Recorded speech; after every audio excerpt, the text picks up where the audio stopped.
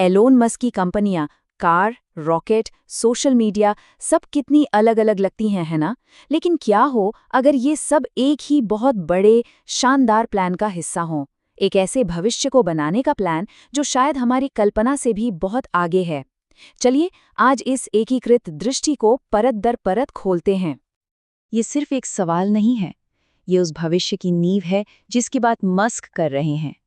एक ऐसा भविष्य जहां हमारी दुनिया के सबसे बुनियादी नियम, सोचिए, काम, पैसा और यहाँ तक कि हमारी अपनी हकीकत शायद हमेशा के लिए बदल सकते हैं। तो इस विशाल विजन की शुरुआत कहाँ से होती है?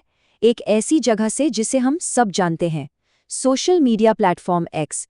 लेकिन मस्क के लिए ये सिर्फ एक ऐप नहीं है, ये विचारों को जोड़ने और पूरी मानवता का एक डिजिटल ब्लूप्रिंट बनाने का पहला कदम है।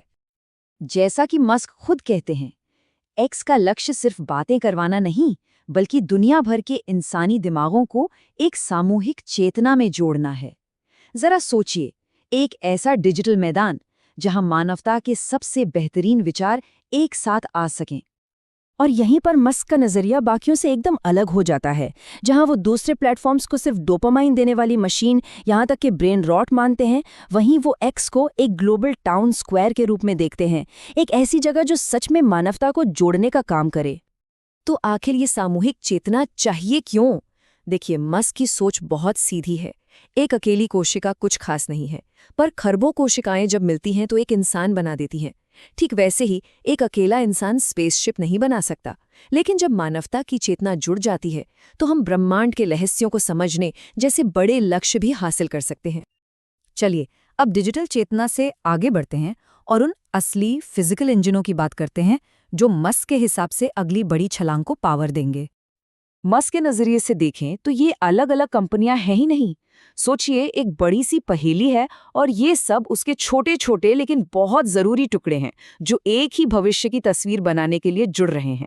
आइए देखें कि ये टुकड़े एक साथ कैसे फिट होते हैं। यहाँ उनका तर्क एक पावरफुल फॉर्मूले जैसा है। टेस्ला देती है सस्टेनेबल एनर्जी, मतलब सोलर और बैटरी।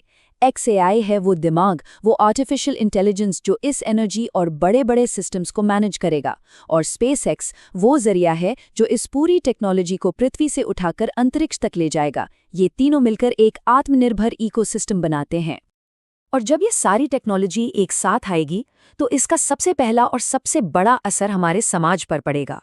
ये हमारे जीवन के एक बहुत ही बुनियादी हिस्से को बदल देगी, यानी काम को। मस्क एक ऐसी दुनिया की कल्पना करते हैं जहां नौकरी की जरूरत ही खत्म हो जाए। और जानते हैं, मस्क इस क्रांतिकारी बदलाव के लिए कोई सदियों का वक्त नहीं देते।